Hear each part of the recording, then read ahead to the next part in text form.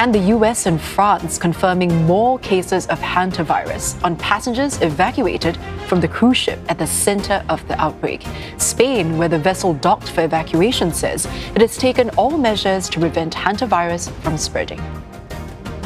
Now, both confirmed cases are back in their home countries and now under quarantine. The French woman was one of 5 passengers from France evacuated from MV Honduras.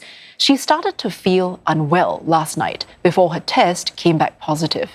In the US, the health department confirmed an American evacuee had tested positive, while another cruise passenger is exhibiting mild symptoms.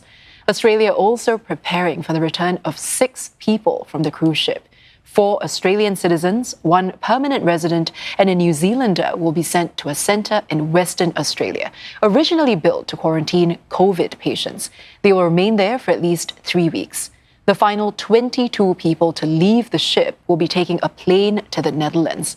The World Health Organization says 7 people have the Andes strain of the hantavirus, with 2 more suspected cases.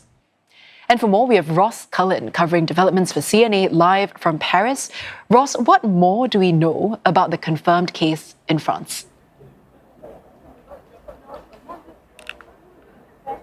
Well, hi, Angela. I'm here outside the Bichat Hospital. You can see it behind me. This is where the 5 French citizens who were flown back from Tenerife in the Canary Islands to Paris, this is where the 5 of them are being kept in isolation. This is also where the 1 French woman who has tested positive for the hantavirus, where she is being treated.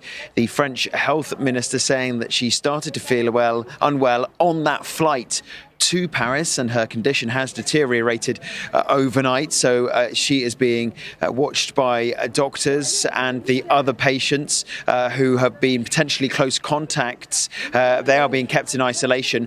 More than 20 other people elsewhere in France have been contacted by the French medical authorities to say that they are close contacts. Perhaps they were on the flight from Johannesburg to Amsterdam with other people who'd been on the cruise ship, so they're being urged to self-isolate. And there will be an update from the French Prime Minister Sébastien Lecornu a little bit later on this afternoon. Right. Now, Ross, what are the next steps then for the others who are evacuated from the ship?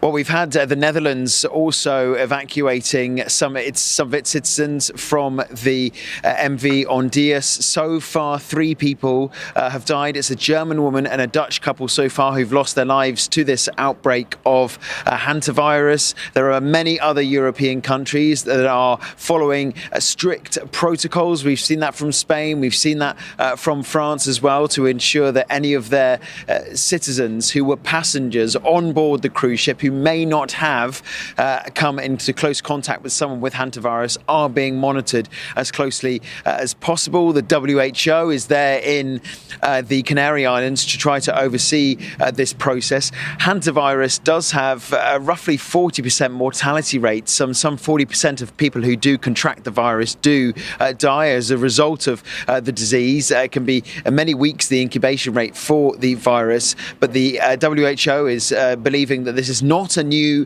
pandemic, but there are increasing numbers of people now in the United States and here in France who are testing positive. Angela? Ross, thank you so much for bringing us the latest. That was Ross Cullen covering developments from CNA live from Paris.